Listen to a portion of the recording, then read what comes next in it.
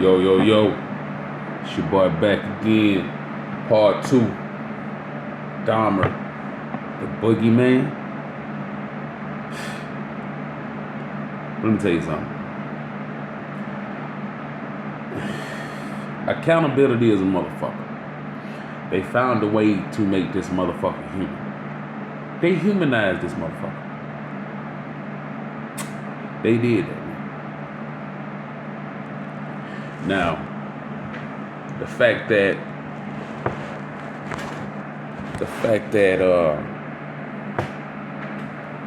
his mother shows up at court, and she shows up at the victim's house, one of the victims' mother's house. They come and see if she can say something on Jeff's behalf, so he wouldn't have to go to prison. Like, bitch, how dare you? And like that lady told her, no, you need to hear the truth from somebody else other than what you thinking. Because one of them 30 people that's living inside of you been telling you the truth, but you ain't been listening because the rest of them motherfuckers been taking over. It was no accountability on her part, and when she attempted to kill herself is when she wrote that letter. And she took accountability for her actions in that shit. What fucked me up, his father had a moment. You can see the guilt on his face in court as his son got up there and took accountability for every person he hurt. He did that. His father, on the other hand, his accountability went as far as taking all that weight and putting it on his shoulders. Just so his fucked up son, wouldn't have to live that guilt. Just so he can say, hey, it came from my father. He shifted that. And it tore him up, and that shit brought me to tears, man. It really did. And I said, damn, I see a father being selfless even for his son, even knowing he's wrong, but still trying his best to be there for him, even though he's a serial killer, trying to be there for him. And the shit that boy set up there and read, that statement, that shit was wow, man. I'm so happy for the families that got that closure, that clarity. And I'm so glad that motherfucker's off these streets. But it's important as people, not just black people, pay attention to your children, man. Love your children, bro. Work is work. Fuck work. Work gonna be there. My nigga, you out here chasing these hoes, bro. These bitches gonna be there. Excuse my language, they gonna be there. Ain't nothing more important than your seed, my G. And that's a fact. Ladies, ain't nothing more important than your seed. That's somebody that lived in you 9 months. That was his first apartment. Yeah, but y'all share a bond. If your children don't get that love and bond from their mother, they spin off and turn into that. Because the father, we're really the disciplinary, the structure. That's what we are. So technically, we're there as the hand of justice whenever he's young. And yeah, we're going to teach him how to fish and this, that, and the third, the bonding. But when we really step in as men, is when they get to being 10 and up. Because that's when they start doing this, smelling themselves. That's when, hey, look, all right, now let me go and explain to you what this, that, and the third going to be. It ain't giving them the option. No, this is what it's going to be. My G, you don't have an option. You're a child, my dude. Ain't no rights for no kid, my dude. It ain't none. It don't work that way, partner. So no, I don't give a damn who watches this video and feel like, oh, your kids can't know the fuck they don't. They're not grown. And if you feel like that, then you're the problem. Your kids probably fucked up. But at the end of the day, no, you don't have a choice. You're a kid. Stay a kid. I ain't gonna speak on that. But you're a kid. Stay a kid. You understand? Shit like that. Nah, bro. None of that going on. None of that, man. You know, but you gotta, we as fathers, man, we try our best to be selfless for our children and for our family, man. You know, do y'all understand what selfless is? Giving yourself up. You understand what that is? Man, listen. That shit, I think it's 2 more episodes, bro. Hey, the episode Lionel got me. Had me balling, bro. I was just like, and it's still like 2 more episodes. But what the fuck else can y'all say about this shit? What else? But they humanized him. That trauma, and I hate to say it, that trauma had to come from somewhere. And it came from his past. I don't think he was abused. But what was abusive is what he was watching, what he was seeing. It wasn't with the typical hood cat see. Needles, drugs, everywhere.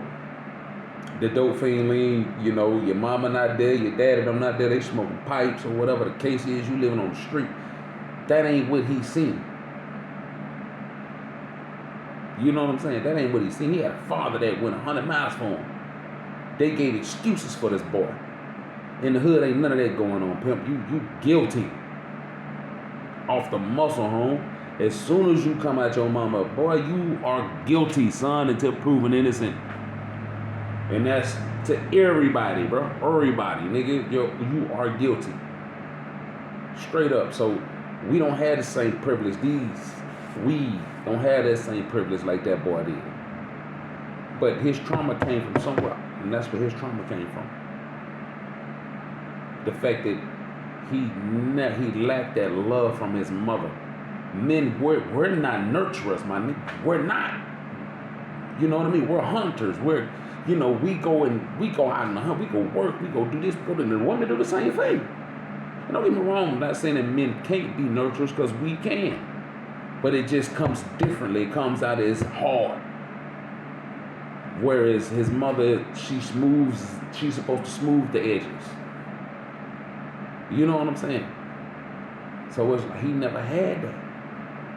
And she always left. She put the father out, he left. So people left out, people, left in and out of his lives, people who he cared about, left him. Then when they did take interest in him, they brought him roadkill, his father. So the idea of dissecting some shit peeped on him. His father was fucked up. He had fucked up thoughts. He was building bombs, little firecracker bombs and little stupid shit like that. You know what I'm saying? So, I mean, pay attention to your kids, man. You can't just, leave them being shit and they outside building some shit, or up in that room creating something, physically or mentally creating some shit. And everybody know, idle time is the devil's hand. Idle mind is the devil's time. You understand? So while you sitting there licking your wounds, dwelling in your failures, don't dwell in your failures, my nigga. Hey, that's shout out to Dame Dash, man. Because Dame said some real shit. Don't lick your wounds, boy. Get over that shit. And if you still thinking about that shit, then nigga, you not focused on the work. You need to get to work. Because if your ass was working, you wouldn't have time to sit around and think about that monkey shit. You don't get caught licking your wounds, my nigga. Let them bitches heal, but go on to strive for more. Go hard. But you can't sit around and dwell on that shit. Because the longer you sit, the more you gonna dwell, the more sick you become. Because the only person you listening to is this. And that ain't what you need. Get your ass up, get your ass out. Get your ass to work. You know, you got issues, anything like that, bro. You know, I'm sure it's a lot of internet therapists out there. You know, you can call them, FaceTime them, all that, man. Go get some help. Talk to somebody you having them types of thoughts. You know what I'm saying? Negative thoughts. You're thinking about killing yourself. You've been thinking about killing somebody. You've been thinking about doing this. You've been thinking about doing that. Hey, man, go to church. Talk to your pastor. Go get some help. You know what I'm saying? Go to somebody that loves you, Holmes. But get out that space. Get out that house. You got to, because your mind will start manifesting bullshit. Just like the tongue can speak evil and good, the mind can create evil and good. Nigga, before it comes out of here, it starts here. Before you say it, you done thought it. So, in conclusion, listen, bro. We as a society need to do better, bro. Straight up, why the fuck are we still dealing with racism? All this Islam shit going on. Why are we still dealing with this monkey shit, bro? I really think this is what keeping us from consistently having great technology, like flying cars, the shit that the Jetsons was talking about. Now, we had most of it, the moving sidewalks, all that bullshit, but you know, hey, man, we should be further. For real. We should be further, man. But hey, this has been your boy Big Keith, man. You know what I'm talking about? Let's talk about it. In my opinion, hey, this has been part 2 of that DAHMER documentary on Netflix. Y'all did a great job with this documentary, bro.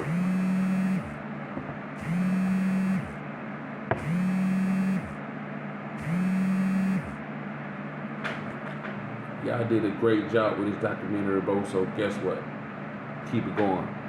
And hey, man, I want to see some more, for real. And if it's done like that, I want to see some of these.